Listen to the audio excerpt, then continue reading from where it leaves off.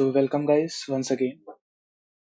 हम लोग ने अभी इसका एक पहला पार्ट रिलीज किया था, जिसमें हम लोग ने देखा था कि हम एक्चुअली में इस सेशन में क्या करेंगे, इस पूरे प्लेलिस्ट में क्या करेंगे। हम लोग रिएक्ट पढ़ने वाले हैं in Hindi. On the English version we will working on. हम लोग बहुत जल्द इंग्लिश वर्जन भी लाएंगे इसका। बट लास्ट सेशन में हमने देखा था कि ठीक है, हम रिएक्ट तो ठीक है, मतलब हम रिएक्ट कर रहे हैं तो बहुत सारी चीजें हमें out of the box react manage करके देता है, और हमें अंडर द हुड वो चीजें नहीं करनी पड़ती हैं। बट बहुत सारी चीजें ऐसी भी होती हैं जो रिएक्ट के साथ साथ करनी पड़ती हैं। For example HTML, CSS, JavaScript, ये सारी चीजें क्या है, ये सारी चीजें हमें रिएक्ट के साथ अगर कोई एप्लीकेशन हम बना रहे हैं तो इनका भी साइमल्टेनियसली यूज होगा। कि हमें अगर हम वेब पेज में कुछ लिख रहे हैं, अगर हम अपने वेब पेज में कुछ लिख रहे हैं, तो वो किससे हैंडल होगा? वो HTML से होगा। उसकी स्टाइलिंग, उसकी लेआउट किससे हैंडल होगी? वो CSS से होगी। All the behavioural part, all the behavioural part means मतलब जो भी यूजर इंटरेक्ट कर रहा है, मतलब पूरा जो वेब पेज, पूरा जो डायनेमिक नेचर शो कर रहा है, वो किसकी वजह से शो करता है? जावास्क्रिप्ट की वजह से। और फिर हमें react out of the box बहुत सारी फंक्शनैलिटी देता है, वो हम लास्ट लेक्चर मतलब लास्ट सेशन में हम लोग देख चुके हैं, और थ्रू आउट द एप्लीकेशन हम देखेंगे। बट सबसे जो मेन चीज होती है, अगर हम रिएक्ट की बात करें तो रिएक्ट क्या है? रिएक्ट एक जावास्क्रिप्ट लाइब्रेरी है फॉर बिल्डिंग यूजर इंटरफेसेस, जैसे रिएक्ट के डॉक्यूमेंटेशन में भी लिखा हुआ है। तो मतलब रिएक्ट क्या है? एक जावास्क्रिप्ट लाइब्रेरी है। तो अगर हमें जावा रिएक्ट को मास्टर करना है तो उससे पहले हमें जावास्क्रिप्ट को मास्टर करना होगा। मास्टर इन द सेंस मतलब उसके मतलब हर एक जो फैक्टर होता है, मतलब जो उसके कुछ एक्सट्रीम केसेस होते हैं, कुछ कॉर्नर केसेस होते हैं, कुछ अनएक्सपेक्टेड बिहेवियर होता है जावास्क्रिप्ट का, वो हमें पहले अच्छे से आना चाहिए। अगर वो चीज आता है तो हम ठीक है, हम रिएक्ट में अच्छे डीप मतलब एक डेवलपर बन सकते हैं। बट जावास्क्रिप्ट आना चाहिए, और जावास्क्रिप्ट के डीप में आने से पहले सबसे पहले हम स्टार्टिंग करेंगे कि कैसे एक्चुअली में जावास्क्रिप्ट वर्क करता है। जावास्क्रिप्ट है क्या? ठीक है। तो अगर तुम लोग को थोड़ा बहुत भी जावास्क्रिप्ट किसी ने पढ़ी होगी या करा होगा, तो सब लोग एक चीज बोलते हैं कि जावास्क्रिप्ट क्या है? एक सिंगल थ्रेडेड है। व्हाट डू यू मतलब ठीक है, अगर सिंगल थ्रेडेड है उससे क्या मतलब है? क्या चीज होती है सिंगल थ्रेडेड, या क्या होता है मल्टी थ्रेडेड? ठीक है, पहले हम इस चीज पे बात कर लेते हैं। क्या? एक सिंगल थ्रेडेड पे और एक मल्टी थ्रेडेड पे, मतलब सिंगल थ्रेडेड एप्लीकेशंस कैसे वर्क करती हैं एंड मल्टी थ्रेडेड एप्लीकेशंस कैसे वर्क करती हैं। ठीक है। फॉर एग्जांपल, ये एक टूल है रन जेएस नाम है, इसमें एक्चुअली में हम जावास्क्रिप्ट को रन कर सकते हैं। ठीक है। तो होता क्या है, मतलब एक्चुअली में ये मतलब समझो कि जब कोई एप्लीकेशन बूटस्ट्रैप होता है, मतलब कोई जब एप्लीकेशन रन होता है, तो एक्चुअली में एक थ्रेड, मतलब जिसको हम लोग बोलते हैं मेन थ्रेड, वो एक्टिव हो जाता है। ठीक है। और वो क्या करता है? तुम्हारे एप्लीकेशन को रन करने की कोशिश करता है। मतलब सबसे पहली बार में जब हम रन कर रहे हैं, फॉर एग्जांपल जावा में मेन फंक्शन रन किया, या सी प्लस प्लस में मेन किया, या जावास्क्रिप्ट की कोई फाइल रन करी, तो क्या होगा? एक जो मतलब जो मेन थ्रेड है, वो इंस्टेंशिएट हो जाएगा और वो पूरे तुम्हारे कोड को रन करने की कोशिश करेगा। वेब ब्राउजर में भी ऐसा ही होता है, या एंड्रॉइड के केस में भी ऐसा ही होता है। क्या होता है एक्चुअली में, जब तुम्हारा ऐप बूटस्ट्रैप होता है, तो क्या होता है? तुम्हारा जो मेन थ्रेड होता है वो इंस्टेंशिएट होता है, और वो सारा का सारा रेंडरिंग प्रोसेस करता है। मतलब सारा का सारा तुम्हारा डॉम, मतलब जो HTML पार्ट है वो लेता है, और क्या करता है? उसको ब्राउजर पे एक्चुअली में पेंट करता है। वो भी वही चीज करता है, मतलब वही मेन ही थ्रेड वो कर रहा है। यूजर इंटरेक्शन को लेता है, वो भी मेन थ्रेड कर रहा है। तो जो अभी सबसे पहले स्टार्टिंग में क्या हुआ, स्टार्टिंग में ऐसा नहीं है कि 10 या 12 थ्रेड इंस्टेंशिएट हुए, नहीं। स्टार्टिंग में क्या होता है, जब एप्लीकेशन बूटस्ट्रैप होता है तो एक ही थ्रेड इंस्टेंशिएट होता है। ठीक है। अच्छा, फॉर एग्जांपल मान लो कि तुम्हारी कोई वेबसाइट है। ठीक है। एग्जांपल ले रहे हैं कि तुम्हारी कोई एक वेबसाइट है, और वो वेबसाइट क्या कर रही है? अगर कोई फॉर एग्जांपल यूजर ने एक बटन क्लिक किया, तो यूजर के बटन क्लिक करते ही, ठीक है, यूजर के बटन क्लिक करते ही मुझे कुछ टास्क करना है। ओके। अगर तुम्हारा कोई एक मेन थ्रेड है, ठीक है, वो जो तुम्हारे एप्लीकेशन को सर्व कर रहा है मेन थ्रेड है। अब जब तुम यूजर को क्लिक कर रहा है, यूजर वो बटन क्लिक कर रहा है, तो उस क्लिक को लेने के लिए, मतलब उस क्लिक को, मतलब एप्लीकेशन, मतलब जो तुम्हारा वेबसाइट है, तो उस क्लिक को हैंडल करने के लिए एक्चुअली में वो जैसे वो क्लिक होगा, वो कौन हैंडल करेगा? वो मेन थ्रेड ही तो करेगा। तो एक्चुअली में तुम्हारे उस क्लिक हैंडलर, मतलब क्लिक लिसनर को लेने के लिए मेन थ्रेड का आइडियल होना जरूरी है। अगर मेन थ्रेड कहीं और बिजी है तो यूजर क्लिक करता रहेगा बट कोई ऑपरेशन परफॉर्म नहीं होगा। इसी वजह से क्या होता है, फॉर एग्जाम्पल सपोज कि तुम्हारा एक कोई ए टास्क है, और एक कोई बी टास्क है, और एक कोई सी टास्क है, और ये बहुत हैवी टास्क है। ठीक है। A task for example 10 second लेगा, B B for example 20 second लेगा, सी फॉर एग्जाम्पल 30 सेकेंड लेगा। ठीक है, फॉर एग्जाम्पल मतलब लेने को तो कुछ भी ले सकते हैं, हमने फॉर एग्जाम्पल दे दिया कि ठीक है, ए क्या करेगा, ए तुम्हारा 10 सेकंड लेगा एग्जीक्यूट होने में, और 10 सेकंड के बाद वो एग्जीक्यूट हो जाएगा, मतलब जो भी उसको रन करना है कर लिया, मतलब एक फंक्शन है फॉर एग्जाम्पल, ठीक है। बी क्या करेगा, 20 सेकंड लेगा, एंड सी क्या करेगा, 30 सेकंड लेगा। और ये क्या है, ये सीक्वेंशियली टास्क अरेंज है, मतलब पहले ए जैसे ही खत्म होगा मुझे बी एग्जीक्यूट करना है, मतलब कोड में ही, और जैसे ही बी खत्म होगा मुझे सी एग्जीक्यूट करना है, ठीक है। फॉर एग्जाम्पल तुम्हारा मेन थ्रेड आया, और मेन थ्रेड आया जैसे ही ए के पास, तो जैसे ही मेन थ्रेड आया ए को एग्जीक्यूट करने के लिए, वो 10 सेकंड के लिए तो ब्लॉक हो गया। अब उस 10 सेकंड्स के लिए तुम्हारा यूजर अगर कुछ भी मतलब तुम्हारे वेब पेज से कुछ भी करता है, कुछ भी इंटरेक्ट करता है, वो हॉल्ट पे है तुम्हारा एप्लीकेशन, वो उस यूजर के इनपुट को रिस्पॉन्ड नहीं कर पाएगा, ठीक है। ए जैसे ही खत्म हुआ, फिर वो बी टास्क को कंप्लीट करने लगा, बी टास्क के लिए क्या हुआ, फिर 20 सेकंड हॉल्ट है, तो और फिर सी टास्क के लिए क्या है, 30 सेकंड हॉल्ट है। तो इसके लिए तो ये क्या होगा, अगर इनको हमें साइमल्टेनियसली करना है, तो there is an halt of 60 seconds, मतलब तुम्हारा जो मेन थ्रेड है वो 60 सेकेंड के लिए हॉल्ट पे चला गया। अब 60 सेकेंड के लिए मतलब 1 मिनट के लिए तुम्हारा कोई भी, तुम्हारा जो यूजर है, वेबसाइट से जो यूजर इंटरेक्ट कर रहा है, वो कुछ नहीं कर सकता तुम्हारे वेब एप्लीकेशन में फॉर 1 सेकेंड। तो ये तो कोई अच्छी चीज नहीं है। तो जो बाकी की लैंग्वेजेस होती हैं, तो होता क्या है, सबसे पहले जब बूट मतलब जब एप्लीकेशन बूटस्ट्रैप होता है, तो क्या हमने देखा कि मेन थ्रेड एक होता है, ठीक है, मेन थ्रेड इंस्टेंशिएट होता है, और वो क्या करता है, पूरे एप्लीकेशन को रन करने की कोशिश करता है। अब जैसे ये मेन थ्रेड ए के पास आया, ठीक है, तो मल्टी थ्रेडेड लैंग्वेजेस में क्या होता है, हमें पता है कि ये ए बहुत ज्यादा टास्क लेगा, मतलब ए क्या है, बहुत ज्यादा टाइम लेगा, तो हम क्या करते हैं, एक न्यू थ्रेड बना देते हैं, फॉर एग्जाम्पल ए थ्रेड, और उसको हम लोग बोलते हैं कि ठीक है, ये जो है ये ए थ्रेड है, ठीक है, ये जो है ये ए थ्रेड है, और ये क्या करेगा, ये ए टास्क को सेपरेटली मैनेज करेगा। तो इससे अब क्या हुआ, ये जो ए थ्रेड है, हमने एक्चुअली में, ये ठीक है, ये जो ए थ्रेड है हमने ए टास्क को दे दिया। अब ये जो ए थ्रेड है, ठीक है, वो इस टास्क को मैनेज कर रहा है, ए थ्रेड जो है वो ए टास्क को मैनेज कर रहा है। तो इससे हमें बेनिफिट क्या मिला, इससे हमें बेनिफिट ये मिला कि अभी हमारा जो मेन थ्रेड है वो एम्प्टी हो चुका है, ठीक है। और जब ये ए थ्रेड ए टास्क को एग्जीक्यूट कर लेगा, तो जो भी इनपुट है वो मेन थ्रेड को बता सकता है, मतलब देर तो एक कम्युनिकेशन बिल्टअप है इन थ्रेड्स के चैनल्स में, कि ठीक है, मतलब ए थ्रेड जो है वो मेन थ्रेड को कुछ बता सकता है कि जो भी एक्चुअली में जब ए एग्जीक्यूट हो गया है, तो ए ने क्या आउटपुट दिया है।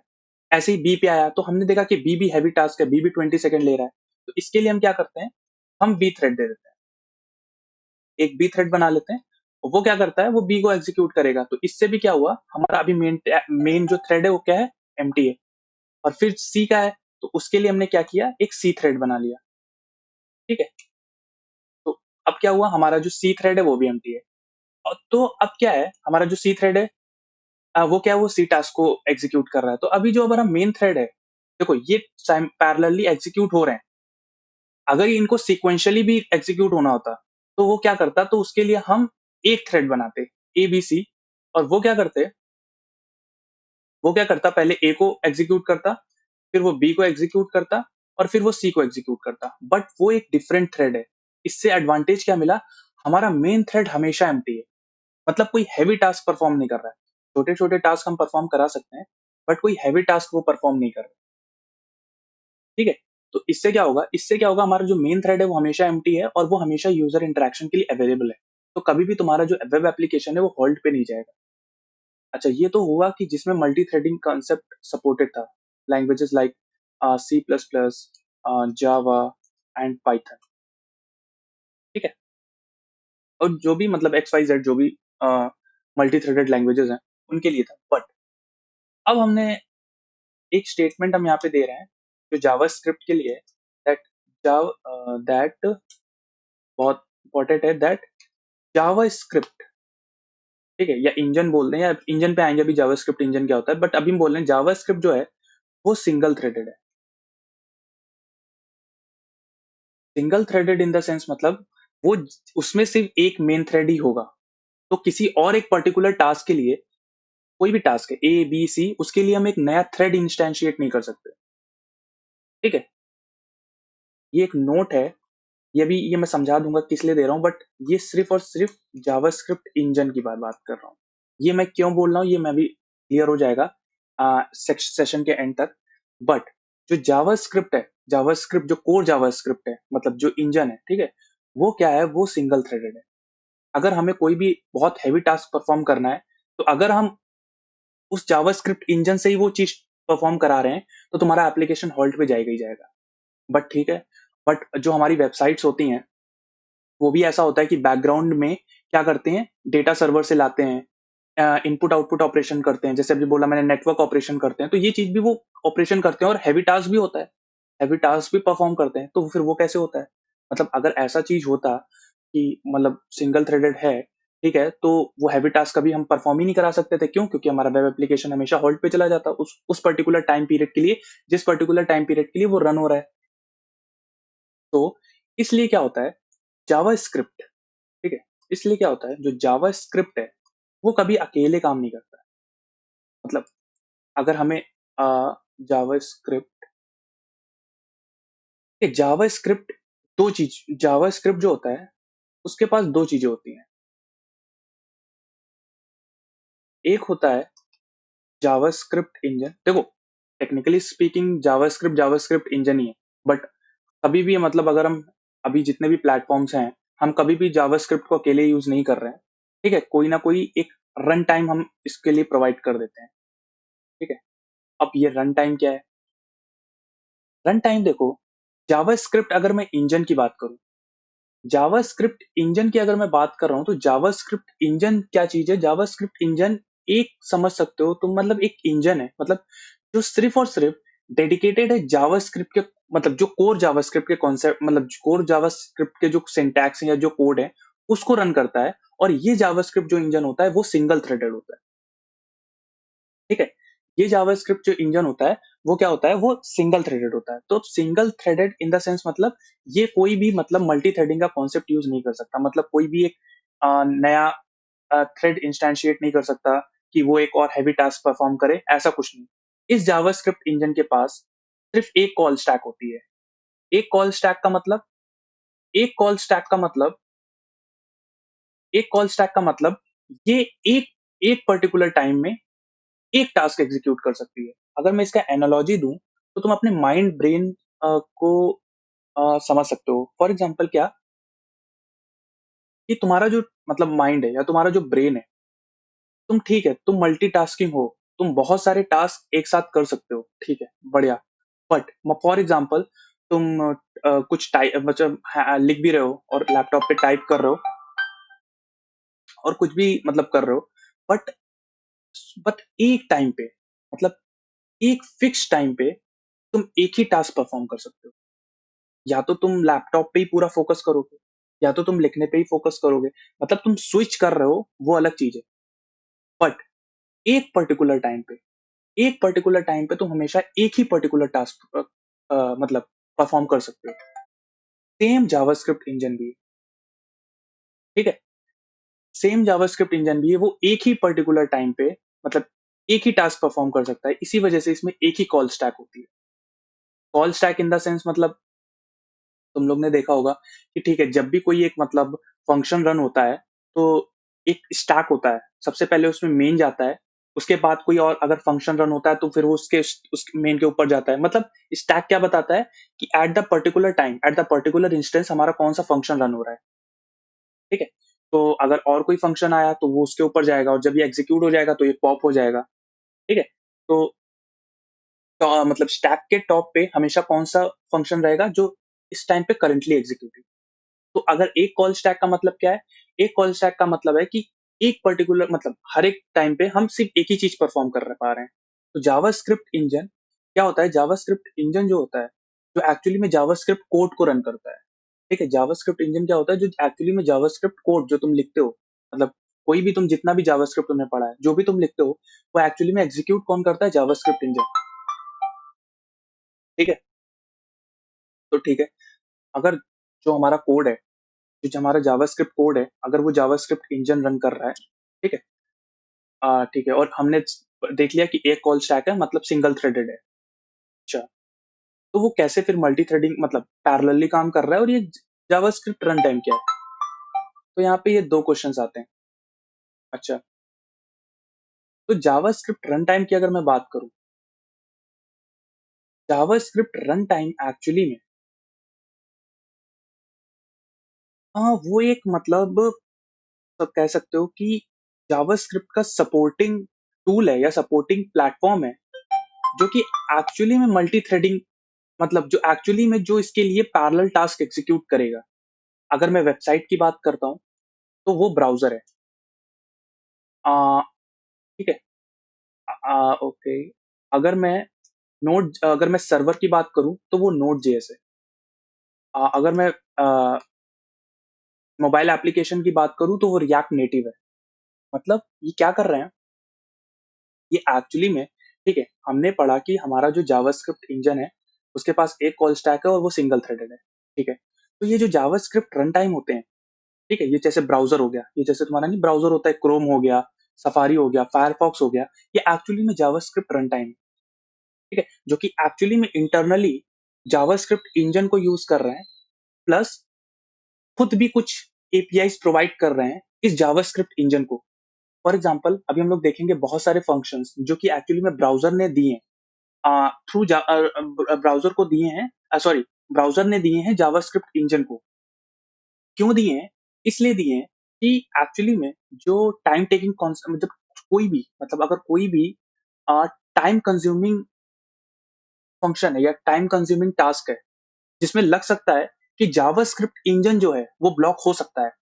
वो क्या करता है? वो जावास्क्रिप्ट रन टाइम रन करता है।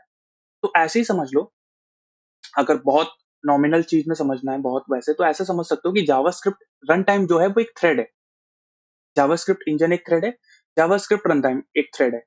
तो जो भी जावास्क्रिप्ट इंजन जो भी टाइम कंज्यूमिंग मतलब कोई भी टास्क होता है, वो क्या करता है जावास्क्रिप्ट रन टाइम को दे देता है। जावास्क्रिप्ट रन टाइम क्या करता है उसको एग्ज़ीक्यूट करता है, ठीक है? और उसके बाद जावास्क्रिप्ट रन टाइम जब एग्ज़ीक्यूट कर लेता है, तो वो क्या करता है वो एक्चुअली में देखो होता क्या है फॉर एग्ज़ाम्पल मैं एक फंक्शन की बात करता हूँ सेट टाइम आउट इस चीज़ को पूरा हटाता हूँ।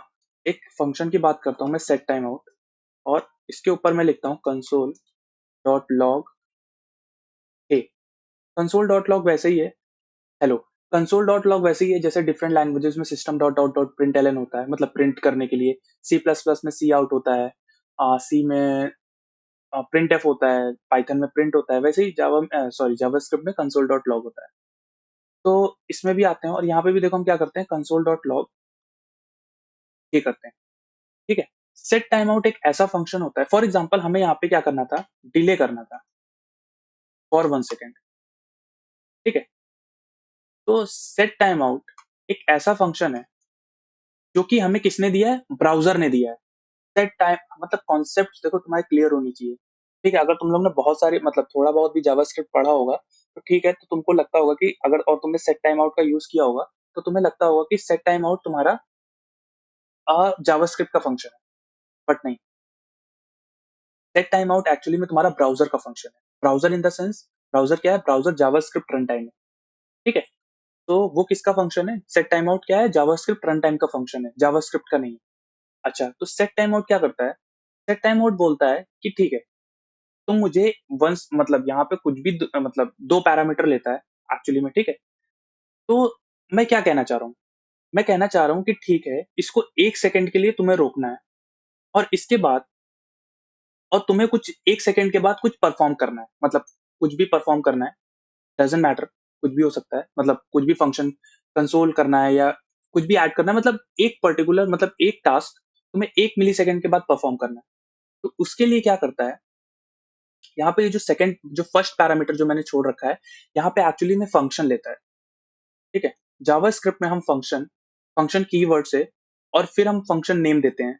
तो फॉर एग्जांपल हमने दे दिया फू और फिर ये पैरामीटर पैरेंथेसिस और फिर करली ब्रैकेट में बॉडी तो इतना तो कांस्टेंट ही है तो ठीक है तो सेट टाइम आउट में हमने क्या बोला कि 1 मिली सेकंड के बाद मैं टास्क परफॉर्म करना चाहता हूँ मैं क्या परफॉर्म करना चाह रहा हूँ कंसोल डॉट लॉग और यहाँ पे मैं लिखता हूँ टाइम आउट अच्छा अब अगर जावास्क्रिप्ट के सिंगल थ्रेडेड के बारे में सोचो कि अगर मैं अभी रन टाइम की बात नहीं कर रहा हूँ रन टाइम को एलिमिनेट करो 1 सेकंड के लिए और सेट टाइम आउट जावास्क्रिप्ट का फंक्शन होता, मे फॉर एग्जांपल अगर हम कंसीडर कर रहे हैं, तो पहले क्या होता है, कंसोल डॉट लॉग आता, यहाँ से एग्जीक्यूशन स्टार्ट होता। सबसे पहले क्या आता है, कंसोल डॉट लॉग और फिर आता है हेलो। ओके, अब यहाँ पे चीज आई, और यहाँ पे ये क्या है, मैंने बोला है यहाँ पे मैं करना चाहता हूँ डिले फॉर 1 सेकेंड, और उसके बाद डिले के बाद मैं कुछ टास्क परफॉर्म करना चाहता हूँ। अगर मैं अभी इस चीज को कमेंट करूं और जावास्क्रिप्ट के पॉइंट से सोचूं, तो यहाँ पे मैंने चलो किसी भी तरह मैंने यहाँ पे डिले कर दिया होता 1 सेकेंड का, और फिर यहाँ पे मैंने टास्क परफॉर्म कर दिया होता, जैसे वो फंक्शन था, फंक्शन फू console dot log time out. ठीक है, तो होता क्या, देखो एक्चुअली में हम इससे आगे भी नहीं बढ़ सकते हैं। अगर हम मतलब इस डिले किए बिना, अगर यहाँ पे फॉर एग्जांपल अगर हम इस चीज को किसी तरह अगर हम मतलब हमारा जो इंटरप्रेटर मतलब हमारा मतलब जो हमारा इंटरप्रेटर है जो लाइन बाय लाइन कंपाइल कर रहा है, अगर इससे आगे बढ़ गया इसको एग्जीक्यूट किए बिना, तो वापस नहीं आ सकता। अब एक बार अगर वो इंटरप्रेटर आगे चला गया, तो फिर वो वापस कैसे जा सकता है, नहीं जा सकता, क्योंकि लाइन बाय लाइन फाइल को एग्जीक्यूट करता है। तो अगर मुझे ये फंक्शनैलिटी 1 सेकंड के बाद एग्जीक्यूट करनी थी, तो मुझे यहाँ पे एक्चुअली में 1 सेकंड के लिए रुकना पड़ता, सिंगल थ्रेडेड के केस में। क्यों? क्योंकि एक ही थ्रेड है, तो उसको जो एग्जीक्यूट करता जाएगा, और जो उसने छोड़ दिया तो फिर वो छोड़ दिया। तो एक्चुअली में इसको एग्जीक्यूट करने के लिए अगर जावास्क्रिप्ट के मतलब set time out for example अगर जावास्क्रिप्ट का फंक्शन होता, ठीक है, तो वो क्या करता, वो यहाँ पे रुकता 1 सेकंड के लिए। ठीक है, वो यहाँ पे क्या करता, वो रुकता 1 सेकंड के लिए, फिर इस को एग्जीक्यूट करता और फिर आगे बढ़ता। ये होता है जब जावास्क्रिप्ट मतलब सेट टाइम आउट जावास्क्रिप्ट का फंक्शन है। बट अगर मैं देखो यहाँ पे रन कर रहा हूँ, तो यहाँ पे देखो क्या आ रहा है, सबसे पहले यहाँ पे हेलो आ गया। ठीक है, फिर यहाँ पे देखो मैं फिर से रन कर रहा हूँ, देखो पहले हेलो, एक मिनट, ओके फिर से देखो, पहले देखो हेलो आ रहा है, फिर हे आ रहा है, और फिर टाइम आउट आ रहा है। अगर इस चीज को मैं ये हटा दूं, तो शायद सही से देख पाओगे।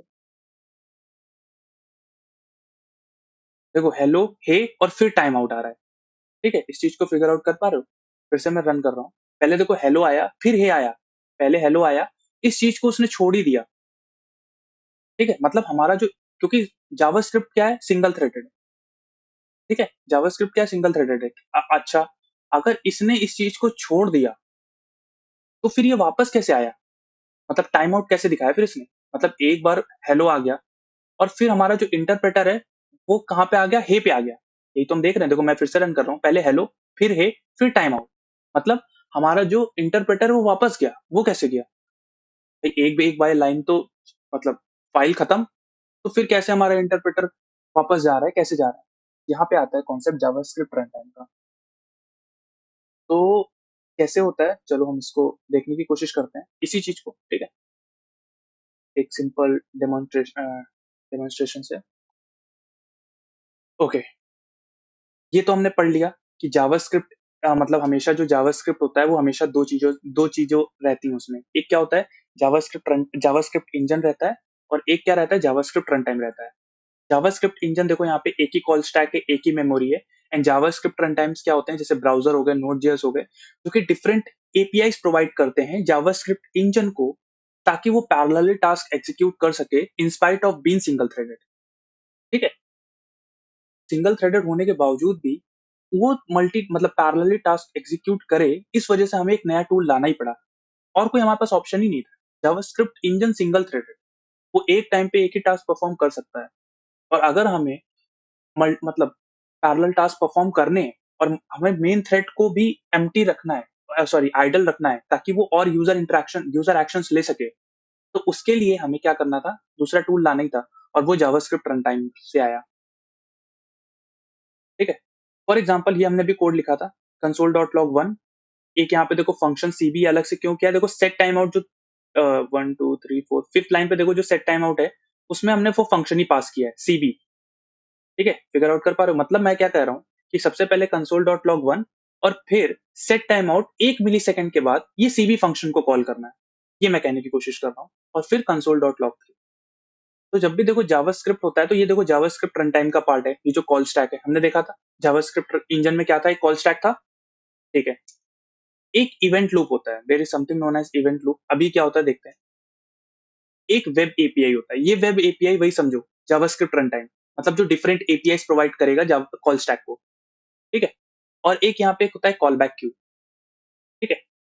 हाँ, अभी हम जब आगे बढ़ेंगे अपने कोर्सेज में, जब जो प्रोमिसेस वगैरह आएंगे तो इस स्ट्रक्चर को हम थोड़ा चेंज करेंगे। एक्चुअली यहाँ पे एक जॉब क्यू भी आता है, जॉब क्यू करके, ठीक है। तो वो भी हम देखेंगे क्या होता है, एक थोड़ा, बट वो ES6 का पार्ट है। तो अभी हम इस पे स्टिक रखते हैं कि जब 2015 से पहले हमारी जावास्क्रिप्ट कैसे थी, ठीक है। कि 2015 से हमारी कैसे जावास्क्रिप्ट रन करती थी। तो ठीक है, हमारे पास देखो यहाँ पे जैसे कॉल स्टैक है, ये इवेंट लूप है, ये वेब एपीआईज है, मतलब जो जावास्क्रिप्ट रन टाइम है जो डिफरेंट एपीआईज प्रोवाइड कर रहे हैं। अब सबसे पहले, जैसे में नहीं होता है जावा में, क्या होता है सबसे पहले कौन सा फंक्शन एग्जीक्यूट होता है, मेन फंक्शन। तो ऐसे ही समझ लो पूरा ये जो कोड है वो एक ग्लोबल फंक्शन के अंदर है, ठीक है। तो सबसे पहले क्या होगा, इस कॉल स्टैक पे ग्लोबल फंक्शन आएगा, मतलब ये फाइल एग्जीक्यूट होना स्टार्ट हो गई है, ठीक है। ये फाइल एग्जीक्यूट होना स्टार्ट हो गई है। तो सबसे पहले क्या हुआ, ग्लोबल फंक्शन आ गया और सबसे पहले लाइन कौन सी आई, कंसोल डॉट लॉग वन। तो हमें वहां पे आउटपुट पे क्या दिख गया होगा, कंसोल डॉट लॉग वन। अभी इस चीज को हम रन भी करेंगे, ठीक है, बट इस चीज को पहले समझ लेते हैं। सेम है, हेलो हाई टाइम आउट, बस 1 2 3 हो गया, ठीक है। अब जैसे ही हुआ, तो अब क्या हुआ, सेट टाइम आउट वाली लाइन आई। तो जैसे ही सेट टाइम आउट वाली लाइन आई, तो सेट टाइम आउट भी एक फंक्शन है। तो फंक्शन कहाँ जाएगा, जावास्क्रिप्ट के कॉल स्टैक पे जाएगा। बट जैसे ही वो जावास्क्रिप्ट के कॉल स्टैक पे गया, उसने इसको एग्जीक्यूट किया। बट ये फंक्शन, ये सेट टाइम आउट फंक्शन हमें किसने दिया है, वेब एपीआई ने। ये हमें फंक्शन किसने दिया है, वेब एपीआई, मतलब जो जावास्क्रिप्ट रन टाइम है उसने हमें ये फंक्शन दिया है ना। तो अब ये क्या करेगा, यहां से मतलब अपने कॉल स्टैक से वो कहेगा कि ठीक है, ये मेरा पार्ट तो है नहीं, ये सेट टाइम, मतलब हमें जावास्क्रिप्ट रन टाइम ने दिया है, तो उस वो हैंडल करेगा। मैं उसको पास, मतलब मैंने उस फंक्शन को कॉल कर दिया, मैंने सेट टाइम आउट फंक्शन को कॉल कर दिया। तो वेब जो जावास्क्रिप्ट रन टाइम है, वहां का सेट टाइम आउट जो करना होगा वो स्टार्ट कर दिया होगा उसने करना। और हम क्या करेंगे, हम अपने कॉल स्टैक से उसको हटा देंगे। अच्छा, इससे क्या फायदा हुआ, इससे ये फायदा हुआ कि हम फिर से ग्लोबल कॉन्टेक्स्ट में आ गए, मतलब हमारा मेन थ्रेड क्या हुआ, फिर से फ्री है बाकी का टास्क एग्जीक्यूट करने के लिए। और जो जावास्क्रिप्ट रन टाइम है, वो हमारे लिए सेट टाइम आउट वाला पार्ट एग्जीक्यूट कर रहा है। मतलब अभी तो क्या ही एग्जीक्यूट कर रहा है, अभी तो सिर्फ उसका यही टास्क है कि वो 1 मिली सेकेंड तक इसको रोकना है। तो वो चीज जावा जो वेब एपीआई है वो अपना काम कर रहा है। बट यहाँ पे देखो कॉल स्टैक पे अब ग्लोबल है, तो वो क्या कर सकता है, आगे की फाइल एग्जीक्यूट कर सकता है। तो कंसोल डॉट लॉग क्या है, 3। तो सबसे पहले 1 हुआ, फिर 3 हुआ। अभी 2 वाला सीबी वाला फंक्शन कॉल नहीं हुआ है, ठीक है। फिगर आउट कर पा रहे हो ना, वो कब कॉल होगा, जब एक्चुअली में वेब एपीआई अपना काम कर लेगा। अच्छा, यहाँ पे ठीक है, अब यहाँ पे हम रुकते हैं। देखो सीबी के अंदर, ये जो सीबी फंक्शन है, इसके अंदर हमने जो भी कोड लिखा होगा, X Y Z, doesn't matter, वो लिखा तो हमने जावास्क्रिप्ट में ही होगा ना। और अगर हमने वो जावास्क्रिप्ट में लिखा है, तो उसको कौन रन कर सकता है, सिर्फ और सिर्फ जावास्क्रिप्ट इंजन ही रन कर सकता है। क्यों, जावास्क्रिप्ट इंजन क्या है, जावास्क्रिप्ट इंजन ही तो वो चीज है ना जो जावास्क्रिप्ट को रन कर रहा है। तो अगर, क्योंकि हम अपने कोड में डिजाइन कर रहे हैं, अपने कोड में हमने फंक्शन सी भी कुछ भी लिखा हो, इसके अंदर कुछ भी लिखा हो, वो कौन समझ सकता है, सिर्फ जावास्क्रिप्ट इंजन। तो हमें ये क्या करना होगा, वेब एपीआई को जो हमने दिया, वेब एपीआई को देखो सेट टाइम आउट फंक्शन है, हमने यहाँ पे कॉल कर दिया होगा। तो हमने इस वेब जावास्क्रिप्ट रन टाइम के अंदर, मतलब फंक्शन को दो पैरामीटर पास कर दिए होंगे, एक सीबी और एक 1 मिली सेकेंड। एक्चुअली में ये जो टाइम होता है ये मिली सेकेंड में होता है, तो 1000 millisecond is as equal to 1 second. तो इस फंक्शन को हमने क्या किया, दो पैरामीटर पास करा, एक सीबी पास किया और एक 1 सेकेंड पास किया इस सेट टाइम आउट को। तो इस सेट टाइम आउट के पास क्या है, वो सीबी भी है, वो फंक्शन जो एक सेकंड के बाद उसको एग्जीक्यूट करना है। तो जब 1 सेकंड हो जाएगा, ठीक है, जब यहां से 1 सेकंड हो जाएगा, तो ये जो सीबी है, जो एक्चुअली में रन करना था, ठीक है, वो क्या करेगा, वो कॉल बैक क्यू में डाल देगा। कॉल बैक क्यू में क्यों डालेगा, कॉल बैक क्यू में इसलिए डालेगा फॉर द एग्जीक्यूशन, मतलब ठीक है, कॉल बैक क्यू में डाल दिया। तो जो इवेंट लूप है, ये इवेंट लूप क्या करता है, तो हमेशा मॉनिटर करता रहता है। क्या मॉनिटर करता है, अगर हमारा कॉल स्टैक एम्प्टी है, ये पॉइंट बहुत इंपॉर्टेंट है, अगर हमारा कॉल स्टैक एम्प्टी है, और हमारे कॉल बैक क्यू में कोई फंक्शन पड़ा हुआ है जिसको एग्जीक्यूट होना है, तो वो क्या करता है, उस कॉल बैक क्यू से उठा के कॉल स्टैक में डाल देता है। क्यों डालेगा? क्योंकि ये फंक्शन जावास्क्रिप्ट को रन करना है। इसमें जावास्क्रिप्ट का कोड लिखा है, तो हमें ये फंक्शन उठा के किसी तरह जावास्क्रिप्ट में लाना ही पड़ेगा, जावास्क्रिप्ट इंजन में। तो यहाँ पे क्या हुआ देखो, वो कॉल बैक क्यू से उसने वो चीज़ उठाई और कहाँ पे डाल दी? कॉल स्टैक पे डाल दी। तो अब वो फंक्शन एग्जीक्यूट हो सकता है और console.log हमें पता है क्या होगा? प्रिंट कर देगा 2 और इसका एग्जीक्यूशन खत्म हो जाएगा। ठीक है? तो इस तरह से जो हमारा अभी का जो कोड है, वो भी इस तरह से हमारा एग्जीक्यूट हो रहा है। ठीक है? तो क्या हो रहा है, जो जो अभी हमने लिखा था, अगर मैं यहाँ पे देखो, यहाँ पे लिखूँ, तो देखो सबसे पहले क्या हुआ, console.log हेलो आया। अच्छा बढ़िया, तो वो हेलो आ गया। उसके बाद देखो ये सेट टाइम आउट वाली चीज़ आई।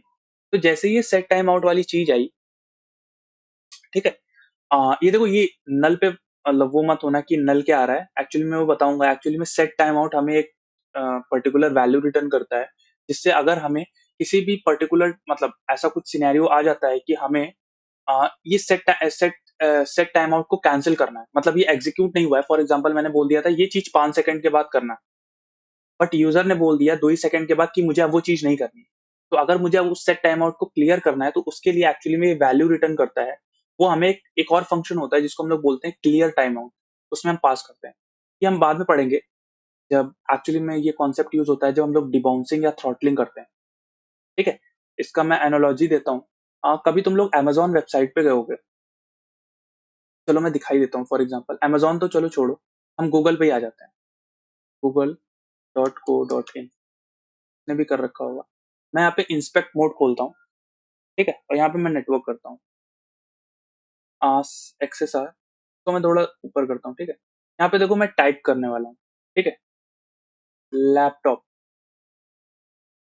ठीक है? अ, तो एक्चुअली में अब देखो होता क्या है, जब हम इस चीज़ को एग्ज़ीक्यूट करते हैं, ठीक है? मैंने लिखा लैपटॉप, तो तुम्हें क्या करना था, मतलब ये एप्लीकेशन क्या करता है कि ठीक है, इससे रिलेटेड जो भी इसके डेटाबेस में पड़ा हुआ है, वो इसको लाता है और एज़ एन लिस्ट शो कर देता है। अमेज़न भी यही करता है। तुमने डाला लैपटॉप, तो क्या करेगा, वो अपने डेटाबेस में जाएगा और लैपटॉप को उठा के लाएगा और यहाँ पे डिस्प्ले कर देगा। बट जब यूज़र टाइप कर रहा है, फॉर एग्ज़ाम्पल अभी मैं इसको हटाता हूँ। फॉर एग्ज़ाम्पल जब यूज़र टाइप कर रहा है LAP, तो होता क्या है, हमें क्या करना होता है कि अ, हर अब देखो यूज़र टाइप कर रहा है, यूज़र तो कुछ भी कर सकता है, न्यू कर सकता है, कुछ भी कर सकता है। तो हमें क्या करना होता है, मतलब जो एक्चुअली में होता है कि हर एक कीवर्ड पे, मतलब जैसे ही यूज़र ने की प्रेस किया, तो जो एक नया टेक्स्ट इनपुट आया, हम वो भेजेंगे, मतलब एज़ एन सर्वर पे भेजेंगे और उससे रिलेटेड सारी क्वेरी मँगाएँगे। बट क्या मतलब तुम्हें लगता है कि जब यूज़र टाइप कर रहा है बहुत तेज़, तो क्या तुम्हें मतलब ये पॉसिबल ये होना चाहिए कि तुम्हें हर एक की स्ट्रोक पे रिक्वेस्ट भेजनी चाहिए? क्या मतलब क्योंकि वो जब टाइप कर रहा है तो ज़ाहिर-सी बात है, वो कुछ पर्टिकुलर चीज़ लिखना चाह रहा है। तो क्या हमें वेट नहीं करना चाहिए उस पर्टिकुलर चीज़ का कि ठीक है, जब वो पूरा टाइप कर ले और रुक जाए, तो हमें हमें पता चलेगा कि ठीक है, जब वो रुक गया कि ठीक है, हाँ, इस चीज़ को वो चाहता था एक्चुअली में। तो रादर दैन हर एक की पे रिक्वेस्ट भेजना, हम क्या कर सकते हैं, उन सारी की स्ट्रोक को क्या कर सकते हैं, डिबाउंस कर सकते हैं। डिबाउंस मतलब उन सारी रिक्वेस्ट को हम इंस्टैंशिएट करेंगे, बट जैसे ही हम देखेंगे कि यूज़र ने एक और की प्रेस कर दिया, हम उसको कैंसल कर देंगे। फिर यूज़र ने एक और भेजा, फिर हम कैंसल कर देंगे। तो जब हम देखेंगे कि ठीक है, 2 की प्रेस के बीच का टाइम मान लो 200 मिलीसेकंड या 500 मिलीसेकंड है, मतलब ठीक है, हाँ, अब यूज़र रुका है, तब हम क्या करेंगे, वो रिक्वेस्ट भेजेंगे। ठीक है? ये बहुत मतलब सब में होता है। अगर अमेज़न, नेटफ्लिक्स मतलब जिसमें भी सर्चिंग का ऑप्शन होता है, गूगल, तो इन सब में हर चीज़ में होता है। ठीक है? तो इसी के लिए हम लोग एक डिबाउंस, तो उसमें क्या होता है, जैसे ये हो गया, तो हम क्या करते हैं, हम डायरेक्टली अ रिक्वेस्ट इंस्टैंशिएट करने के बजाय हम क्या करते हैं, हम सेट टाइम आउट में डाल देते हैं। तो और हम देखते हैं कि ठीक है, अगर 1 मिलीसेकंड के पहले 1 मिलीसेकंड के पहले एक और रिक्वेस्ट आ गई, तो हम क्या करेंगे, उस टाइम आउट को कैंसल कर देंगे। हमें अब उससे मतलब नहीं है, अब हमें इससे नए वाले से मतलब है। तो इस वजह से ये जो चीज़ रिटर्न करता है, तब वहाँ पे इसकी कुछ मीनिंग होती है, बट अभी के लिए हम उसको छोड़ देते हैं। ठीक है? तो ठीक है, बट हाँ, इस चीज़ को अब फिगर आउट कर पा रहे हो ठीक है, क्योंकि ये क्या है भई, ये ब्राउज़र का पार्ट है, ये हमारा पार्ट नहीं है। ये इसको कौन हैंडल करेगा? इसको ब्राउज़र हैंडल करेगा। और जैसे ही इसको हमने ब्राउज़र को हैंडओवर किया, तो हमारा स्टैक एम्प्टी हो गया। ठीक है? हमने उस चीज़ को हटा दिया और अब हम इसके पहले वाले मतलब हम इसके जो आउटर स्कोप में जिसको हम एग्ज़ीक्यूट कर रहे थे, अब हम उसको एग्ज़ीक्यूट कर सकते हैं। ठीक है? तो एक्चुअली में अंडर द हुड जावास्क्रिप्ट ऐसे काम करता है। अब ये चीज़ हमने क्यों बताई? क्योंकि ये चीज़ क्लियर होनी चाहिए कि रिएक्ट में बहुत सारी चीज़ें सिर्फ़ कॉलबैक्स पे डिपेंडेंट हैं। अब कॉलबैक्स क्या होते हैं वो हम आएँगे, एसिंक्रोनस जावास्क्रिप्ट थोड़ा बहुत पढ़ेंगे तब आएँगे। तो क्योंकि तुम अभी पूरे through out the react application में तुम क्या करोगे? तुम फंक्शंस को ही पास करते रहोगे। From parent to children, from children to parents, मतलब वाइस वर्सा, या parent to parent to parent. मतलब ऐसा नहीं है कि सिर्फ़ कंपोनेंट कंपोनेंट में, मतलब अगर तुम कोई higher order component render props बनाते हो, तो भी हम लोग हेविली डिपेंडेंट होंगे कॉलबैक्स पे। और जब भी हम कॉलबैक्स पे डिपेंडेंट होते हैं सॉरी, जब भी हम कॉलबैक्स पे डिपेंडेंट होते हैं, मतलब फंक्शंस पे डिपेंडेंट होते हैं, तो एक चीज़ बहुत ट्रबल क्रिएट करती है और वो होता है दिस कीवर्ड। अब क्या होता है ये हम पढ़ेंगे, इसके लिए एक मतलब के लिए हम एक पूरा सेशन डेडिकेट करेंगे, क्योंकि जो दिस कीवर्ड होता है जावास्क्रिप्ट का, वो एक्चुअली में डायनामिक नेचर का होता है। ठीक है? इसके लिए थोड़ा बहुत हम लोग देखेंगे कंपाइलर्स इन जावास्क्रिप्ट, और कैसे कंपाइल होता है, इंटरप्रेट होता है, वो सारी चीज़ें हम देखेंगे। ठीक है? तो ये तो चीज़ थी कि ठीक है, ये जावास्क्रिप्ट कैसे काम करता है अंडर द हुड। ठीक है? अब ठीक है, अगर ये हो गया, चलो अगर ये चीज़ समझ में आ गई है, तो हम दूसरी चीज़ पे चलते हैं, जिसको हम लोग बोलते हैं types in JavaScript.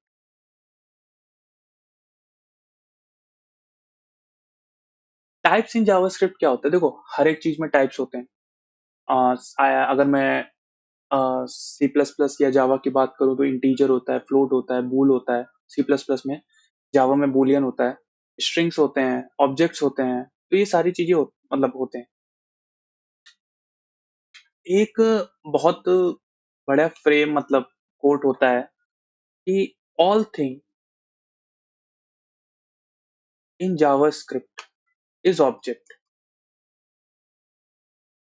Down the line अगर तुम लोग ने थोड़ा बहुत भी जावास्क्रिप्ट पे टाइम डिवोट किया है, तो ये टर्म मतलब बहुत आया होगा कि ठीक है, all things in JavaScript is an object. तो क्या ऐसा है? अगर ऐसा है, मतलब ठीक है, हमने डिफरेंट लैंग्वेजेज़ में पढ़ा था कि देयर इज़ एन मतलब हमेशा क्या होता था, कुछ प्रिमिटिव टाइप्स होते थे और कुछ क्या होते थे, रेफरेंस टाइप होते थे। ठीक है? कुछ प्रिमिटिव चीज़ें होती थी और कुछ रेफरेंस चीज़ें होती थी। मतलब जैसे नहीं पढ़ा था कि हाँ, मतलब वही फिर जब हम अगर एक्चुअली में फंक्शन में पास कर रहे हैं, तो उसके लिए भी हम नेम दे देते थे, call by value, call by reference, ये पास बाय वैल्यू या पास बाय रेफरेंस। बट अब हमने अगर बोल दिया कि जावास all the things in JavaScript अगर ऑब्जेक्ट है, तो फिर जावास्क्रिप्ट में कुछ प्रिमिटिव चीज़ होनी नहीं चाहिए थी। मतलब होगी नहीं, क्योंकि सब अगर ऑब्जेक्ट है, तो सब क्या होंगे? रेफरेंस टाइप होंगे। मतलब ठीक है, मतलब कोई प्रिमिटिव चीज़ होगी नहीं, बट ऐसा नहीं होता है। Actually में JavaScript do have primitive type, and all things in JavaScript is not an object. अच्छा, हम ये फिर बोलते क्यों हैं? इस पे भी हम आएँगे। बट सारी चीज़ें JavaScript में ऑब्जेक्ट नहीं होती, प्रिमिटिव भी होती हैं। प्रिमिटिव क्या होते हैं JavaScript में? नंबर्स, स्ट्रिंग, बूलियन, मतलब उसमें ले लो, ठीक है, इस पे भी हम आएँगे, ठीक है? अ, अनडिफाइंड, नल, ठीक है? अभी मैं ऑब्जेक्ट नहीं लिख रहा हूँ, कन्फ्यूज़ हो जाओगे, उस चीज़ को हम थोड़ा आगे पढ़ेंगे। और बहुत सारी नई चीज़ें अभी आई हैं ES6 में, जैसे सिम्बल्स आए हैं, बिग इंट आया है, उसपे भी नहीं जाएँगे, हम कोर पे ही स्टिक हैं, ठीक है? नंबर, स्ट्रिंग, बूलियन, अनडिफाइंड, नल, तो ये प्रिमिटिव वैल्यूज़ होती हैं। मतलब JavaScript do have primitive value, but फिर हम क्यों बोलते हैं कि everything is JavaScript an object? और अगर ऐसा है, मतलब स्ट्रिंग अगर प्रिमिटिव है, मतलब ऑब्जेक्ट नहीं है, तो क्या हम अपनी किसी स्ट्रिंग पे हमारे पास कोई फंक्शन भी नहीं होगा, but JavaScript do have lower case function? तो इसका मतलब स्ट्रिंग क्या है? मतलब इसका मतलब स्ट्रिंग ऑब्जेक्ट है, तभी तो हम डॉट नोटेशन से कोई प्रॉपर्टी एक्सेस कर पा रहे हैं, नहीं। एक्चुअली में क्या होता है, ये कॉन्सेप्ट होता है बॉक्सिंग का। बॉक्सिंग क्या करता है, जब भी कभी तुम किसी भी प्रिमिटिव वैल्यू पे डॉट नोटेशन से कोई प्रॉपर्टी एक्सेस करने की कोशिश करते हो, तो अंडर द हुड जावास्क्रिप्ट क्या करता है, उसका ऑब्जेक्ट बना देता है। मतलब उसको, उस वैल्यू को, ठीक है, उस वैल्यू को क्या करेगा, एज एन, मतलब अंडर द हुड क्या करेगा, उसको मतलब ऑब्जेक्ट क्रिएट कर देगा उसका। मतलब इस नंबर के लिए भी एक पर्टिकुलर क्लास होती है। मतलब ठीक है, इसमें मतलब जावास्क्रिप्ट में कंस्ट्रक्टर फंक्शंस होते हैं, बट अभी के लिए तुम ऐसे ही समझो कि क्लास होती है। तो ठीक है, मतलब इसका मतलब है अंडर द हुड क्या कर रहा है, जो नंबर प्रिमिटिव टाइप है उसको क्या करेगा, वो रेफरेंस टाइप में क्रिएट कर देगा जावास्क्रिप्ट। ठीक है, फॉर एग्जाम्पल मैंने बोला, मैंने यहाँ पे एक स्ट्रिंग बनाई str, और मैंने यहाँ पे हेलो ली। तो अब जब मैंने अगर बोला है कि जो str है ये अगर प्रिमिटिव है, तो हम इस पे डॉट नोटेशन का भी यूज ही नहीं कर सकते थे।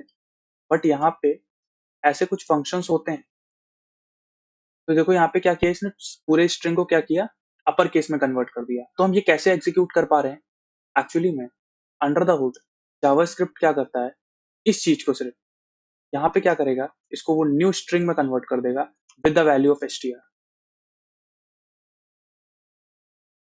ठीक है, मतलब उसने उसका मतलब reference version under the hood बनाया। इस वजह से हम क्या करेंगे, हम क्या कर रहे हैं, हम इसमें dot to upper case use कर पा रहे हैं। ठीक है, तो ये चीज हमारा मतलब ये चीज जावास्क्रिप्ट खुद करता है। तो इस वजह से क्या है, अगर मैं इस चीज को हटाता हूं, तो इस वजह से क्या है, इस नंबर का जो ये प्रिमिटिव टाइप है, इसका क्लास, मतलब इसका रेफरेंस इक्विवेलेंट अवेलेबल है। ऐसे स्ट्रिंग के लिए भी अवेलेबल है, न्यू स्ट्रिंग जैसे हमने देखा अभी, और ऐसे ही बूलियन के लिए भी है। तो मतलब जितने भी प्रिमिटिव टाइप्स हैं, उनके लिए क्या है, उनके लिए उनके रेफरेंस टाइप्स भी अवेलेबल है। मतलब जावास्क्रिप्ट में एक रेफरेंस है, वो अलग चीज है। मतलब जो एरेज हो गए, ऑब्जेक्ट्स हो गए, वो तो एक चीज है। बट जो प्रिमिटिव चीज भी हैं, उनके भी ऑब्जेक्ट, मतलब उनके भी रेफरेंस चीज अवेलेबल है, सिर्फ दो चीज को छोड़ के, अनडिफाइंड एंड नल। तो अगर मैं इन दोनों चीज को हटा दूं, मतलब बाकी के जो मेन प्रिमिटिव बचे उनके भी रेफरेंस अवेलेबल है, और बाकी जो रेफरेंस टाइप होते हैं वो तो होते ही हैं, जैसे ऑब्जेक्ट्स हो जाते हैं, एरे हो जाते हैं, या फंक्शंस हो जाते हैं।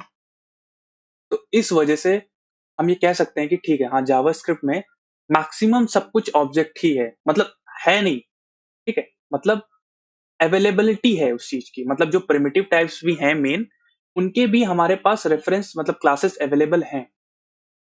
बट जावास्क्रिप्ट में प्रिमिटिव टाइप्स होते हैं, मतलब ऐसा नहीं है कि सब कुछ ऑब्जेक्ट है। ठीक है, JavaScript do have primitive types, and ये वो चीज ये होते हैं।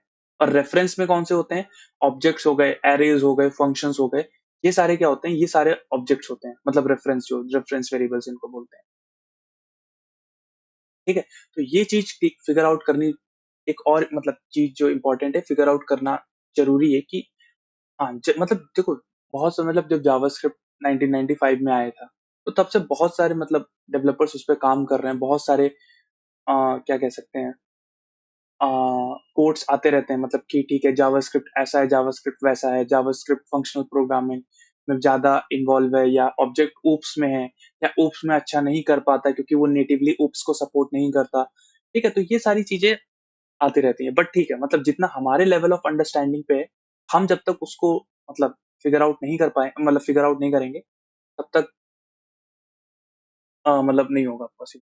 ठीक है, तो उस चीज को समझने के लिए तुम्हें उसमें जाना पड़ेगा, तुम्हें डिग मतलब उसमें देखना पड़ेगा कि हाँ, ये एक्चुअली में ऐसे होता है या ऐसे नहीं होता। ठीक है, ओके, तो ठीक है, हमने टाइप्स भी देखे और हमने कॉन्सेप्ट भी पढ़ा बॉक्सिंग का। ठीक है, तो बॉक्सिंग का कॉन्सेप्ट क्या था कि ठीक है, मतलब जावास्क्रिप्ट क्या है, मतलब जो प्रिमिटिव टाइप्स हैं वो भी क्या है, उसके करस्पॉन्डिंग स्ट्रिंग मतलब क्लासेस अवेलेबल है। और ठीक है, और रेफरेंस टाइप में हमने पढ़ा कि ठीक है, ऑब्जेक्ट हैं, एरेज हैं, फंक्शंस हैं, ये। ओके, इसके बाद हम देखते हैं कि और क्या जावास्क्रिप्ट सपोर्ट करता है। जैसे नॉमिन मतलब नॉर्मल अगर हम बात करें कि डिफरेंट प्रोग्रामिंग लैंग्वेजेस होती हैं, उसमें लूप्स होते हैं, तो इसमें भी लूप्स होते हैं। ठीक है, जैसे फॉर हो गया, वाइल हो गया, डू वाइल हो गया। बट इसमें और फॉर लूप के वेरिएशंस होते हैं, जैसे फॉर इन होता है, फॉर ऑफ होता है, ठीक है? तो ये किस और फॉर ईच होता है। तो ये किस लिए होते हैं और इनका क्या यूज़ है? मतलब ये क्यों आए? एक्चुअली में क्या होता है, हम जावास्क्रिप्ट को अ, कह सकते हैं कि थोड़ा फंक्शनल प्रोग्रामिंग के वे में सोचते हैं। मतलब उसका क्या मतलब है या उससे हम क्या कह रहे हैं? एक्चुअली में होता क्या है कि उम, कैसे बताएँ? हाँ, ऐसा समझ लो कि कोई भी अगर वेरिएबल, ठीक है? अगर हम किसी वेरिएबल की स्टेट को म्यूटेट कर रहे हैं, मतलब चेंज करने की कोशिश कर रहे हैं, तो हम वो चीज़ अवॉइड करते हैं जावास्क्रिप्ट में। ठीक है? मतलब फॉर एग्ज़ाम्पल हमारे पास ये फॉर है, मतलब हमारे पास फॉर एग्ज़ाम्पल ये अरे है। जावास्क्रिप्ट में अरे ऐसे क्रिएट होता है 1 2 3 4, ठीक है? अभी मैं इस अरे को सिर्फ प्रिंट कर देता हूँ, तो देखो यहाँ पे क्या आ गया 1 2 3 4। अब फॉर एग्ज़ाम्पल मैं कह रहा हूँ कि तुम्हें इस अरे के सारे मतलब एलिमेंट्स पे जाना था, उसको प्रिंट करना था। तो तुम ठीक है, फॉर लूप सबको ही पता है, आई इज़ लेस देन, इसमें एक लेंथ फंक्शन होता है, आई प्लस प्लस होता है, और यहाँ पे हम क्या कर सकते हैं console dot log ARR of I, ठीक है? ये सबको पता है। तो यहाँ पे देखो क्या आया 1 आ गया, 2 आ गया, 3 आ गया, 4 आ गया। हम हमेशा से इस तरह की प्रोग्रामिंग करते आए। बट जावास्क्रिप्ट क्या करता है कि हमें ऐसे नहीं करके हमारे पास बहुत सारे क्या करता है एरे के प्रोटोटाइप में फंक्शंस हैं। फॉर एग्जांपल एक है function for each. For each function क्या करता है, फॉर ईच फंक्शन एक्चुअली में एक हायर ऑर्डर फंक्शन, ये भी हम पढ़ेंगे आगे क्या होता है अपने कोर्स में कि हायर ऑर्डर फंक्शंस क्या होता है।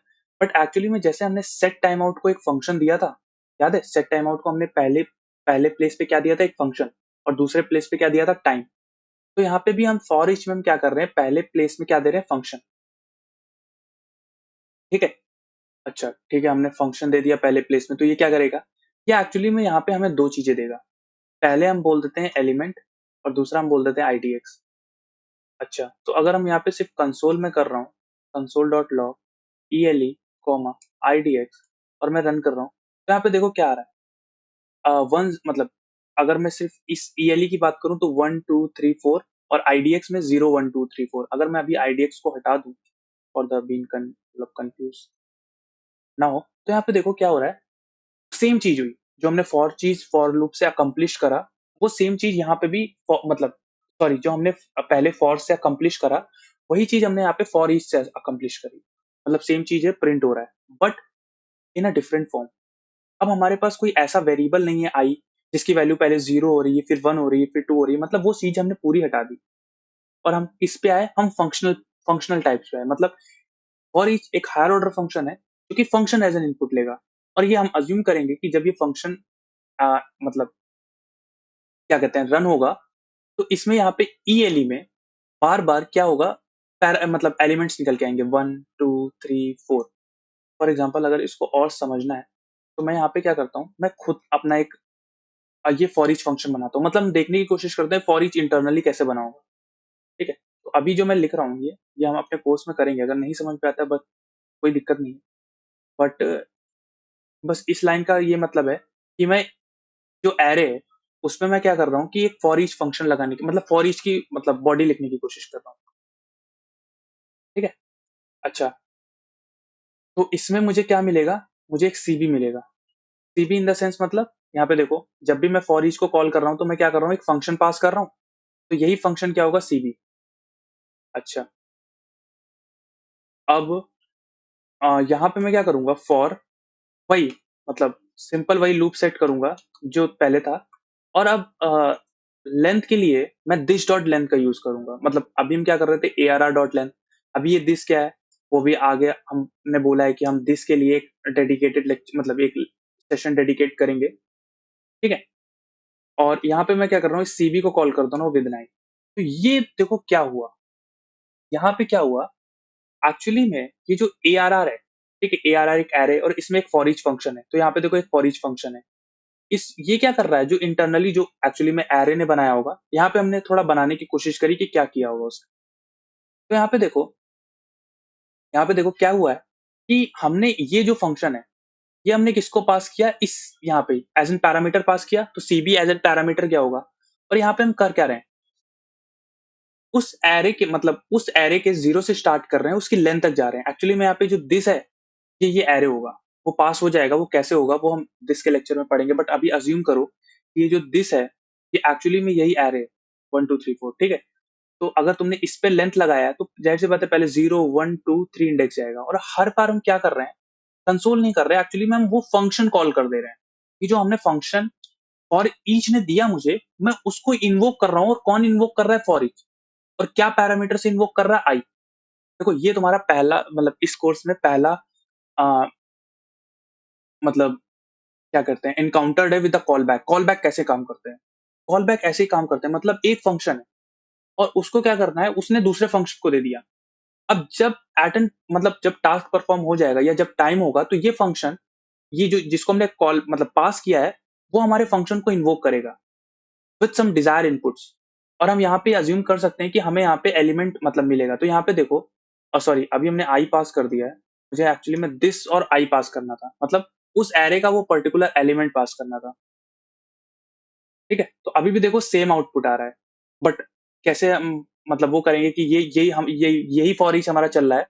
एक्चुअली में यहाँ पे मैं प्लस मतलब कुछ स्ट्रिंग कर दूंगा। तो यहाँ पे देखो, अब 1 2 3 4 ना होके देखो, 1 हेलो, 2 हेलो, 3 हेलो, 4 हेलो, मतलब ये जो हम चीज पास कर रहे हैं, वो चीज यहाँ पे पास हो रही है, ठीक है। तो ठीक है, तो इसी तरह से मतलब फॉर ईच हमारा इस तरह बना होगा। तो एक्चुअली में फॉर ईच क्या कर रहा होगा, फॉर ईच यहाँ पे वैल्यू डाल रहा है और यहाँ पे इंडेक्स डाल रहा है। जैसे हमने यहाँ पे अज्यूम किया था ना कि हमें यहाँ पे आईडीएक्स मिलेगा, और यहाँ पे भी क्या आएगा, आईडीएक्स मिलेगा, ठीक है। तो अगर मैं अब इस चीज को हटा दूं, ठीक है, और फिर से मैं इस चीज को रन करूं, देखो सेम आउटपुट है, ठीक है। तो यहाँ से हमने सीखा कि ठीक है, फॉर ईच कैसे इंटरनली वर्क कर रहा है हमारे कॉल बैक को लेके, और कैसे वो लूप थ्रू कर रहा है और हमारे उस कॉल बैक को कॉल कर रहा है, मतलब हमारे इस फंक्शन को कॉल कर रहा है। जावास्क्रिप्ट में एक्चुअली में हम इस टाइप की कोडिंग मतलब प्रेफर करते हैं, और इस टाइप की कोडिंग पे हम लोग काम करते हैं, जिसमें हम लोग हायर ऑर्डर फंक्शंस या इन सब का यूज करते हैं, ठीक है। ऐसे हमारे पास बहुत सारे हायर ऑर्डर फंक्शंस हैं, जैसे मैप है, फिल्टर है, रिड्यूस है, बहुत सारे हैं, ठीक है, फ्लैट मैप है। तो ये सारे बहुत सारे फंक्शंस हैं जो एरे के साथ आते हैं और ऐसे हायर ऑर्डरली काम करते हैं, और हमें इसी तरह से करना होगा, क्योंकि अभी इसका एडवांटेज क्या है वो हम देखेंगे। एक्चुअली में चेनिंग के लिए बहुत एडवांटेजेबल होते हैं। जैसे अभी मैप का यूज करेंगे, फिल्टर का यूज करेंगे, उनको साथ में चेन करेंगे, तो वो हम चीज देखेंगे कैसे कर सकते हैं और कितना आसानी से हो जाता है। तो इस तरह से मतलब जावास्क्रिप्ट में हम क्या करते हैं, इस टाइप ऑफ कोड मतलब इस टाइप ऑफ स्टाइलिंग की तरफ बढ़ते हैं, ठीक है। चलो ये तो एक इंट्रोडक्शन सेक्शन था जावास्क्रिप्ट के लिए। अभी हम थ्रू आउट अपने कोर्स में एडवांस जावास्क्रिप्ट और उसके नए मतलब नए फीचर्स को भी एक्सप्लोर करेंगे। तो आज के सेशन का जो मेन एडवांटेज था, सॉरी मेन पर्पस था, वो ये था कि इवेंट लूप आना चाहिए, ठीक है। टाइप्स भी मैंने बता दिए, बट टाइप्स पे हम फोकस करेंगे। बट मेन जो चीज थी वो थी इवेंट लूप्स। इवेंट लूप आना चाहिए। अगर इवेंट लूप आता है, क्योंकि इवेंट लूप बहुत काम आएगा रिएक्ट को भी समझने के लिए। और रिएक्ट कोई नहीं, जावास्क्रिप्ट पे तुम कुछ भी करते हो, रिएक्ट नेटिव के साथ काम करते हो, ब्राउजर के साथ काम करते हो, या आगे चल के नोड जेएस के साथ भी काम करो, सेम पैटर्न, सेम चीज, सेम कॉन्सेप्ट यूज होता है, ठीक है। तो आज के लिए देखते हैं, तो अब बाकी हम लोग देखते हैं, अगर नेक्स्ट सेशन में हम थोड़ा और एडवांस फीचर लाने की कोशिश करेंगे। तो हाँ, बाकी के लिए यहाँ पे अगर मतलब साथ में फुल स्टैक करना ही है, हम लोग को प्रोजेक्ट्स बनानी है। हाँ, अभी मैंने बोला था कि आज मैं मतलब कोर्स स्ट्रक्चर तुम लोग के साथ डिस्क्लोज करूंगा। तो लेट हाँ, तो यहाँ पे जैसे हम गिट का हमने लास्ट टाइम बोला था कि हम गिट देखेंगे। तो एक्चुअली मैं पूरे कोर्स में जैसे यहाँ पे लिखा है कि हम इंट्रोडक्शन रिएक्ट करेंगे, जेएसएक्स क्या होता है, React under the hood, components, conditional rendering, life cycle hooks of components, handling events, and why and what is synthetic events in React, abstraction layer, handling forms, और पहला प्रोजेक्ट होगा जो कि होगा building and tic tac toe को PM, over the concepts given below। फिर हम लोग कुछ जावास्क्रिप्ट के न्यू फीचर्स पे जाएंगे, जैसे spread operator, arrow functions, rest parameter, higher order functions, closures, block level scoping, let and const. फिर how to share logic between components by different method, जैसे रेंडर प्रॉप होता है, higher order components, context API, hooks क्या होते हैं, ठीक है। और एक दूसरा एप्लीकेशन फिर होगा प्रोजेक्ट टू, जिसको हम लोग बोलेंगे, जिसको जो होगा एक हैंगमैन एप्लीकेशन। उसके बाद सब मोर जावास्क्रिप्ट न्यू फीचर, जैसे call backs, promises, async and await, iterators at iterables, generators, introduction to an asynchronous task, and how to handle in JavaScript word, handling error using promises and error boundaries in React, state management in React using context API and Redux, deep dive into the Redux and making a loose version of Redux from scratch। इसमें हम क्या करेंगे, जो actually में Facebook ने Redux library बनाई है, उसका हम एक क्लोन बनाने की कोशिश करेंगे। मतलब जो उन्होंने कोड लिखा है वो हम बनाने की कोशिश करेंगे। Getting Redux saga and building and to do application using the never concept. फिर होता है हैंडलिंग फॉर्म। फॉर्म बहुत मेजर रोल प्ले करता है इन वेबसाइट मेकिंग, ठीक है। मतलब बहुत सारे, मतलब हर तरह से फॉर्म ही होता है। मतलब use sign up form, sign in form, ये फॉर्म वो फॉर्म, तो पूरा हमारा एप्लीकेशन बिल्ड इन फॉर्म से ही होता है। जैसे हैंडलिंग फॉर्म, वैलिडेशन करने हैं, डिस्प्ले एरर करने हैं, राउटिंग। और एक्चुअली में हम अपनी एक एनपीएम पे लाइब्रेरी भी इंस्टेंशिएट, मतलब लाइब्रेरी भी हम डालेंगे, जो कि फॉर्म्स पे बनाएंगे। मतलब होता नहीं है कि ठीक है हम लोग एप्लीकेशन बनाते हैं तो दूसरों की लाइब्रेरी इंपोर्ट करते हैं, एक्चुअली में हम अपनी लाइब्रेरी बना के इंपोर्ट करेंगे और यूज करेंगे उसको। तो ये एक बहुत अच्छा पार्ट होगा। राउटिंग हैंडल करेंगे, protecting routes and redirecting as needed, ठीक है। और पार्ट 6 होगा fragments, optimisation React, reconciliation algorithm in React, deep dive into React hooks, more optimisation the React apps using hooks, code splitting जो हमने पहले session में बात करी थी, making an app more fast, building an React quiz platform using hooks. And last होगा हमारा main project होगा, जो कि ई कॉमर्स एप्लीकेशन पे होगा। ऑथेंटिकेशन हम फायरबेस से यूज करेंगे, परसिस्टेंस मेंटेन करेंगे, and making different parts of an app in synchronous, मतलब सबको सिंक में लाने की कोशिश करेंगे। तो ये हमारा पूरा प्रोजेक्ट स्ट्रक्चर है रिएक्ट के लिए, जो कि हम पूरा करने वाले हैं, ठीक है। तो देखा, मतलब बहुत सारे प्रोजेक्ट्स के साथ और बहुत सारे अच्छे कॉन्सेप्ट्स भी यूज करेंगे। Okay guys, so next session में मिलते हैं। Hope you like the video and share if you can, and share अगर आप लोगों को अच्छा लगा। Okay, thank you guys.